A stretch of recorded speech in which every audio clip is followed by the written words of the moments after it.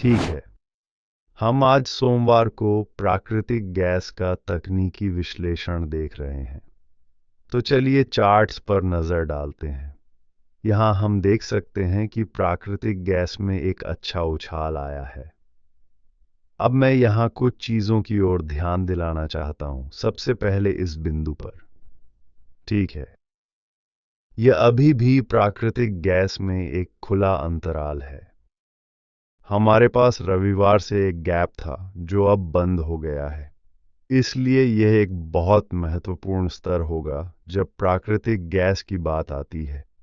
और अगर आप यहाँ ऊपर बाएं कोने में देखें, ठीक है, आप देख सकते हैं कि मैं अप्रैल 2025 के कॉन्ट्रैक्ट को देख रहा हूँ।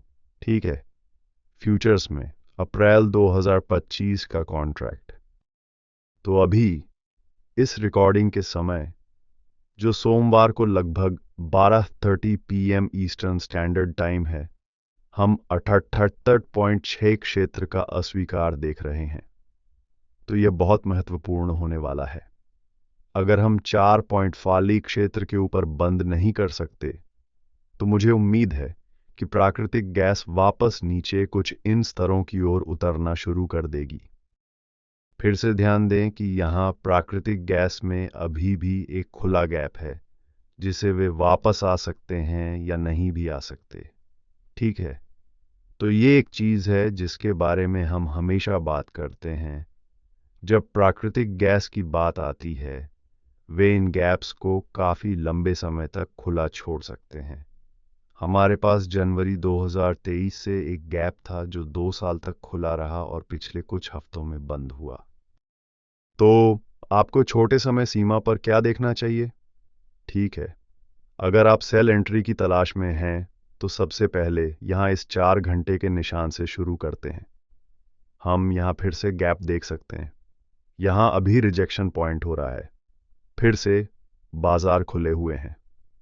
ठीक है, तो हमें अभी भी देखना है कि यहाँ इन विभिन्न क्षेत्रों में क्या होने वाला है। ठीक है, अगर प्राकृतिक गैस, ठीक है, अगर यह 88.6 फिबोनाची स्तर से ऊपर बंद नहीं हो सकती, तो यह कहना काफी सुरक्षित है कि आप प्राकृतिक गैस बेचना शुरू कर सकते हैं। ठीक है, हमने पहले ही कुछ माइक्रो यूनिट्स में प्रवेश कर लिया है ताकि प्राकृतिक गैस को नीचे ले जाया जा सके। मैं प्राकृतिक गैस पर पूरा अनुबंध नहीं करता, यह बहुत अधिक अस्थिर है। मुझे माइक्रो इकाइयां इकट्ठा करना पसंद है, तो हमने वह इकट्ठा करना शुरू कर दिया है। अब फिर से, अगर प्राकृतिक गैस 0% रेखा के नीचे बंद होती है, तो आप जानते हैं कि आपके पास नीचे आकर उस अंतर को बंद करने का एक मजबूत अवसर है। इस बीच 380 और 4.6 के बीच ये वे प्रमुख स्तर होंगे जिन पर आपको वास्तव में ध्यान केंद्रित करना होगा जब बात आती है प्राकृतिक गैस।